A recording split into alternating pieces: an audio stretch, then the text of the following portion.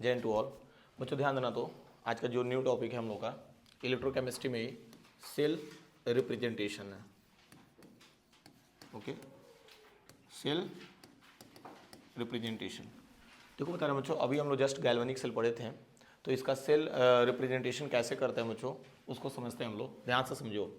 देखो यहाँ पे हम लोग क्या लिए थे बच्चों, जिंक।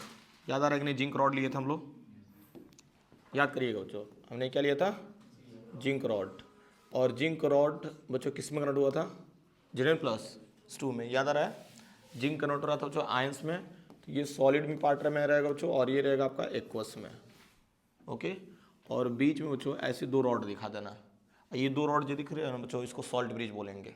ओके, फिर उसके बाद से कॉपर प्लस आयंस, मतलब कॉपर +2 आयंस था बच्चों, और ये किस में कन्वर्ट हुआ था, Cu में। और ये भी क्या था बच्चों, एक्वस में था, और ये बच्चों सॉलिड में। समझ पा रहे हो कि नहीं, ये आपका क्या रहा, सेल रिप्रेजेंटेशन। आसान है भाई, सिंपल सा लॉजिक था। जिंक कन्वर्ट हो रहा था आयंस में, और आयंस कन्वर्ट हो रहा था कॉपर में। क्लियर है ना बच्चों। और ये जो टर्म्स दिख रहा है बच्चों, दोनों टर्म्स, इसको बोलते हैं हम लोग सॉल्ट ब्रिज। ठीक है, ये चीज़ ध्यान देना बच्चों आप लोग। अब देखो बता रहे हैं ये साइड क्या है आपका, लेफ्ट, और ये साइड क्या है, राइट। तो इसके लिए बच्चों याद रख लेना आप लोग लोन। ठीक है, और इसके लिए RrCp।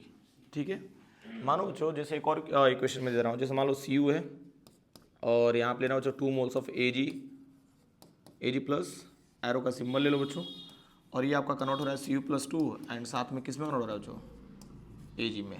यहाँ तक क्लैरिटी मिल रही है बच्चों। अभी बताओ, यहाँ पे अगर हम बात करेंगे, Cu कौन से फॉर्म में है, सॉलिड, और ये कौन से फॉर्म में रहेगा, एक्वस, और ये भी क्या रहेगा, एक्वस, और ये क्या रहेगा, सॉलिड। इसका अगर सेल रिप्रेजेंटेशन करना रहे तो देखो कैसे करेंगे हम लोग। ठीक है, जैसे मान लो Cu है बच्चों, Cu किस में कन्वर्ट हो रहा है, Cu+2 में, और बीच में क्या कर देंगे बच्चों, दो रॉड लगा दें, और यहाँ बच्चों फिर जान दो 2Ag नहीं लिखेंगे, सिर्फ Ag लिखेंगे, Ag plus and converted into Ag। Clarity मिल रही है बच्चों। एंड ये आपका हो जाएगा एक्वस, और ये हो जाएगा आपका सॉलिड, और ये भी आपका एक्वस, और ये आपका हो जाएगा सॉलिड। समझ पा रहे हो कि नहीं बच्चों। इस तरीके से हम लोग इजीली क्या कर सकते हैं बच्चों, इसको रिप्रेजेंट कर सकते हैं। ओके, चलो एक और बच्चों मैं क्वेश्चन दे रहा हूँ, इसको खुद से करना। तो Sn+2 plus 2 moles of Ag plus, arrow का सिंबल लगा लो बच्चों, और ये कन्वर्ट हो रहा है Sn+4। ओके, अब +2Ag। ओके, चलो ठीक है, इसका खुद से बच्चों आप लोग ड्रॉ करना तो सेल। ठीक है, अब नेक्स्ट बात करते हैं बच्चों, ये तो सेल रिप्रेजेंटेशन हो गया। और जनरली हम लोग पढ़ क्या रहे थे बच्चों, इलेक्ट्रोड पोटेंशियल। क्या डिस्कस कर रहे थे बच्चों हम लोग, इलेक्ट्रोड पोटेंशियल। ओके, खूब ध्यान से समझना बच्चों। तो इलेक्ट्रोड पोटेंशियल की अगर हम बात करेंगे बच्चों, तो इलेक्ट्रोड पोटेंशियल भाई जनरली है क्या, ये एक तरीके से वोल्टेज बच्चों डिटरमाइन कर रहा है। और ये बताओ, इलेक्ट्रोड पोटेंशियल को हम लोग कितने पार्ट्स में पढ़ सकते हैं बच्चों, दो पार्ट्स में, है कि नहीं। एक ऑक्सीडेशन इलेक्ट्रोड पोटेंशियल, और क्या था, रिडक्शन इलेक्ट्रोड पोटेंशियल। याद करिएगा बच्चों, एक क्या था हमारा, ऑक्सीडेशन इलेक्ट्रोड पोटेंशियल, एक पहला पार्ट हो जाएगा बच्चों आपका। मैंने बताया था कि इलेक्ट्रोड पोटेंशियल को हम दो तरीके से पढ़ सकते हैं, क्योंकि इलेक्ट्रोड पोटेंशियल में होता क्या है बच्चों, ये लॉस और गेन दोनों कर सकता है बच्चों। तो लॉस के केस में क्या हो जाएगा, oxidation electrode potential, and second बात कर देंगे बच्चों हम लोग रिडक्शन इलेक्ट्रोड पोटेंशियल। ध्यान देना बच्चों। ओके, तो देखो ऑक्सीडेशन इलेक्ट्रोड पोटेंशियल के लिए अगर स्टैंडर्ड है बच्चों, तो E0 क्या लेते हैं हम लोग, OP। याद आ रहा है कुछ। एंड अगर यही बच्चों यहाँ पे भी स्टैंडर्ड रहेगा, तो E0 RP। ठीक है बच्चों, तो आसान है ना भाई। स्टैंडर्ड कंडीशन लेंगे तो SRP हो जाता है, वही स्टैंडर्ड रिडक्शन पोटेंशियल, और ऊपर क्या हो जाएगा, स्टैंडर्ड ऑक्सीडेशन पोटेंशियल। ओके, तो यहाँ बच्चों आप लोग नेक्स्ट हेडिंग लिखना, calculation of electrode potential, calculation of electrode potential. चलो बात करते हैं बच्चों, अगर इलेक्ट्रोड पोटेंशियल को कैलकुलेट करना है बच्चों, तो इसको दो टर्म्स में हम लोग कर सकते हैं। ध्यान से समझो, बहुत बेहतरीन लेक्चर कर रहा हूँ बच्चों। ठीक है, तो सबसे पहला कंडीशन आता है बच्चों, इन स्टैंडर्ड कंडीशन। क्या आएगा बच्चों? Standard condition. सबसे पहला बच्चों कंडीशन आपका ये आएगा क्या? In standard condition. एंड दूसरा आएगा बच्चों in non standard condition. Non standard condition. Okay, तो सबसे पहले तो हम लोग ये समझ लेते हैं बच्चों कि स्टैंडर्ड कंडीशन का मतलब क्या होता है और नॉन स्टैंडर्ड। देखो स्टैंडर्ड की अगर हम बात करेंगे बच्चों, तो स्टैंडर्ड में क्या होता है बच्चों? टेम्परेचर आपका होता है 298 केल्विन। टेम्परेचर क्या होता है बच्चों? 298 केल्विन। प्रेशर आपका हो जाएगा बच्चों 1 atm। प्रेशर क्या हो जाएगा? 1 atm। एंड कॉन्सेंट्रेशन हो जाएगा बच्चों 1 molar. This is the standard condition. Okay, अगर हम बात करेंगे नॉन स्टैंडर्ड की बच्चों, तो इन तीनों में से कोई भी एक बच्चों अनइक्वल हो जाएगा, तो क्या हो जाएगा भाई? Non standard. प्रेशर मान लो is not equals to 1 atm। Okay, या तो फिर ये भी हो सकता है बच्चों concentration is not equals to 1 molar, या इन तीनों में से बच्चों कोई भी एक अगर वैरी करेगा बच्चों, तो क्या हो जाएगा? नॉन स्टैंडर्ड हो जाएगा। क्लियर है? चलो ठीक है, ये तो टर्म्स क्लियर हो गया। तो इन स्टैंडर्ड कंडीशन की अगर हम बात करेंगे बच्चों, तो इसको दो तरीके से हम लोग कर सकते हैं। देखो इसको दो तरीके से कैलकुलेट किया जा सकता है बच्चों। इसमें एक प्राइमरी रेफरेंस इलेक्ट्रोड, ध्यान देना बच्चों, पहला क्या था बच्चों? Primary reference electrode. Primary reference electrode में हम लोग एक टर्म्स डिस्कस करते हैं बच्चों, स्टैंडर्ड हाइड्रोजन इलेक्ट्रोड। ध्यान देना बच्चों, एक सीक्वेंस से चल रहा है। Standard hydrogen electrode. Standard hydrogen electrode को इन शॉर्ट बच्चों जानते हो क्या बोलते हैं हम लोग? एच डॉट ई बोलते हैं। यहाँ तक क्लैरिटी मिल रही है? ठीक है। एंड अगर हम बात करेंगे बच्चों, तो इसी को और करके भी आप लोग मेंशन कर सकते हो। ठीक है, एक और सेल होता है बच्चों, सेम यही होता है, समझ लीजिए एक तरीके से normal hydrogen electrode. Normal hydrogen electrode. ठीक है, इसको भी इन शॉर्ट बच्चों क्या बोल सकते हैं हम लोग? N dot H dot E. ठीक है बच्चों, ऊपर वाले को सी बोल रहे हैं या इसी को नहीं बोल लो, ठीक है, आप अपने अकॉर्डिंग। ठीक, आसान है बच्चों। ठीक है ना, तो प्राइमरी आपका प्राइमरी रेफरेंस इलेक्ट्रोड हो गया। ठीक है, अब नेक्स्ट बात करते हैं बच्चों, इसी में आएगा आपका सेकेंडरी। ध्यान देना, secondary reference electrode. Secondary reference electrode. हालांकि बोर्ड के पॉइंट ऑफ व्यू से बच्चों इसको नहीं पढ़ना हमें। ठीक है, ये चीज़ ध्यान देना आप लोग। बोर्ड के पॉइंट ऑफ व्यू से अगर हम बात करेंगे, ठीक है, तो इसको नहीं डिस्कस करना है। बाकी मैं एक आइडिया दे दूंगा आपको कि कैसे इसको कवर करना है। तो देखो सेकेंडरी रेफरेंस इलेक्ट्रोड में आपका आएगा बच्चों, ध्यान देना, कैलोमल। ठीक है, कैलोमल इलेक्ट्रोड। क्या आएगा बच्चों? Calomel electrode. और इसमें मटेरियल क्या होता है बच्चों? Hg2Cl2 होता है बच्चों। ध्यान देना, एक भी लेक्चर मिस करने का मतलब बच्चों जानते हो बहुत कुछ नुकसान करोगे तुम अपना। तो कोशिश यही रहे बच्चों कि किसी भी हालत में हम क्लास तो पहले रेगुलर करें। ठीक है ना, और क्लास जब रेगुलर हो जाएगा बच्चों तो ऑटोमेटिक सारे कॉन्सेप्ट भी समझ में आने लगेंगे। ठीक है, एंड एक और आता है बच्चों आपका, ध्यान देना, सिल्वर क्लोराइड इलेक्ट्रोड। ओके, अगर मान लीजिए आपको इलेक्ट्रोड पोटेंशियल बच्चों कैलकुलेट करना है, तो हमने बताया बच्चों कि इसको दो तरीके से कैलकुलेट किया जा सकता है। पहला टर्म्स क्या है बच्चों? In standard condition. तो स्टैंडर्ड कंडीशन में आपका क्या आएगा? Primary reference electrode. तो प्राइमरी रेफरेंस इलेक्ट्रोड में क्या आएगा? स्टैंडर्ड हाइड्रोजन इलेक्ट्रोड या नॉर्मल हाइड्रोजन इलेक्ट्रोड। फिर इसी को बच्चों एक और रेफरेंस से लगा करके हम लोग निकाल सकते हैं, एक सेकेंडरी। तो सेकेंडरी में क्या होगा? कैलोमल हो जाएगा और silver chloride electrode. Okay, and बात करते हैं नॉन स्टैंडर्ड की।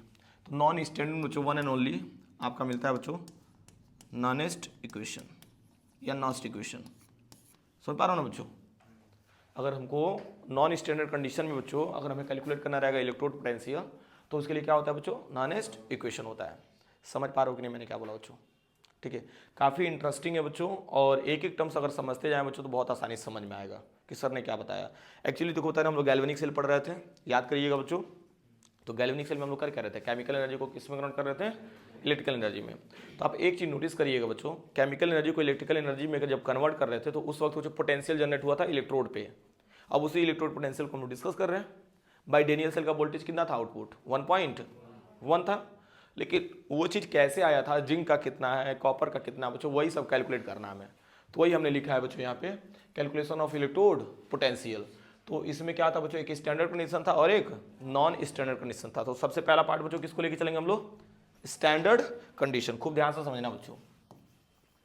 बच्चों सबसे पहला हमारा रहेगा in standard condition, in standard condition. तो स्टैंडर्ड कंडीशन की अगर हम बात करेंगे बच्चों, तो इसमें सबसे पहला बच्चों आप लोग हेडिंग क्या मेंशन करेंगे, प्राइमरी रेफरेंस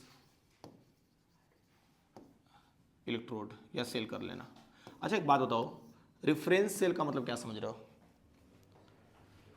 चलो मैं एक आइडिया दे रहा हूँ बच्चों, ठीक है ना, और उस आइडिया से बच्चों आप लोग सब कुछ क्लियर कर लेंगे। जैसे मान लो ना दो नेता हैं, ऐसा समझिए, जैसे राहुल गांधी या नरेंद्र मोदी, ठीक है बच्चों। 2014 चुनाव में जब उठे थे वो, ठीक है, तो एक चीज़ नोटिस करिएगा बच्चों कि कांग्रेस पार्टी जो थी बच्चों, उनको वोट काफ़ी कम मिली थी। और एक तरफ बच्चों जैसे जीरो मान लो, राहुल गांधी थे, उनको वोट कितना मिला था बच्चों, मान के चलो जीरो। और नरेंद्र मोदी को जो पूर्ण बहुमत से बच्चों जिताया गया था, ठीक है, और उनको जो कंप्लीट मिला था। तो अगर राहुल गांधी को जो जीरो वोट मिला, तो आप इतना मान के चलेंगे ना कि कंप्लीट वोट किसको मिला, नरेंद्र मोदी को मिला। समझ पा रहे हो कि नहीं?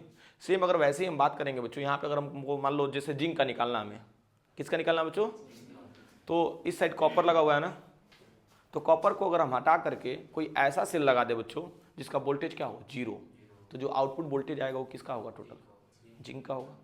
इस बात को समझिएगा बच्चों। तो इसी तरीके से रेफरेंस सेल जो होता है बच्चों ना, वो किसी के साथ ऐड होकर के बच्चों किसी का वोल्टेज निकाल देता है, लेकिन खुद क्या होता है, जीरो होता है।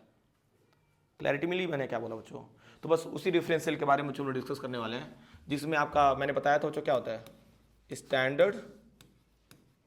Standard hydrogen electrode, standard hydrogen electrode. ध्यान देना बच्चों, स्टैंडर्ड हाइड्रोजन इलेक्ट्रोड बच्चों, इन शॉर्ट बच्चों इसको क्या बोलते हैं हम लोग, S.E। इसका पूरा सेटअप बच्चों समझो, ठीक है। सबसे पहले बच्चों हम लोग इसमें क्या लेते हैं, इसमें गैसियस इलेक्ट्रोड लेते हैं। फर्स्ट टाइम ऐसा आप देखेंगे बच्चों कि जिसमें गैसियस टाइप का भी कोई इलेक्ट्रोड होता है। तो इसमें हम लोग सबसे पहले क्या लेते हैं बच्चों, गैसियस इलेक्ट्रोड लेते हैं। ये टर्म्स क्लियर हो रहा है?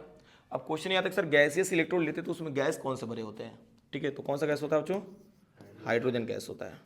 और प्रेशर इसमें कितना लगा था, 1 atm या 1 बार। सुन पा रहे हो कि नहीं, 1 atm या 1 बार लेके चलते हैं। फिर अब इसमें देखो तारे, इसमें इलेक्ट्रोलाइट्स क्या भरे होते हैं, इलेक्ट्रोलाइट मतलब सॉल्यूशन, तो H+ फ्रॉम HCl, ओके, ये भी एक्वस में रहेगा बच्चों। और इसका कॉन्सेंट्रेशन जानते हो कितना लेते हैं हम लोग, 1 मोलर लेते हैं। कितना लेते हैं बच्चों, 1 मोलर लेते हैं। यहाँ तक क्लैरिटी मिल रही है, ठीक है। और इसमें एक और टर्म्स लेते हैं बच्चों, platinum coated foil. Platinum coated, क्योंकि प्लेटिनम क्या होता है बच्चों, इनर्ट। प्लेटिनम क्या होता है, इनर्ट होता है बच्चों, जो कि किसी के साथ रिएक्ट नहीं करता है। ये चीज़ याद रखना बच्चों। चलो इसके सेटअप के बारे में समझते हैं हम लोग। एक यहाँ पे कंटेनर हमने लिया बच्चों, खूब ध्यान से समझिए, ठीक है। एक कंटेनर हमने लिया और इस कंटेनर में बच्चों एक हमने चैम्बर अटैच किया बच्चों। और ये जो चैम्बर दिख रहा है आपको बच्चों, ये एक्चुअली क्या होता है बच्चों, आपका खाली होता है। एक हमने चैम्बर लिया और ये ना बच्चों इससे टच नहीं करना चाहिए, किसी भी तरीके से होल्ड करके बच्चों हमने ऐसे रख दिया, ओके। अब देखो हमने क्या लिया, खाली चैम्बर ले लिया बच्चों। इस खाली चैम्बर में हमने भर दिया बच्चों हाइड्रोजन गैस। कितना प्रेशर लगा के, 1 atm। 1 atm प्रेशर लगा के हमने क्या किया बच्चों, इसमें भर दिया। बहुत स्मूथ लेक्चर है बच्चों, बस शांति से आपको देखते जाना। ये समझ में आ गया, हाइड्रोजन गैस हमने बच्चों 1 atm लगा के भर दिया। और यहाँ पे बच्चों मेरी बात समझिएगा, भाई पानी में तैरेगा, मतलब हवा में तैरेगा तो नहीं वायर, तो हमने यहाँ पे बच्चों प्लैटिनम कोटेड फॉयल ले लिया। ध्यान दीजिएगा, ये क्या है, प्लैटिनम कोटेड फॉयल, ओके। और ये मैंने इसलिए लगाया बच्चों ताकि हम यहाँ से क्या निकाल सकें, वायर निकाल सकें, कंडक्टिंग वायर, ठीक है भाई।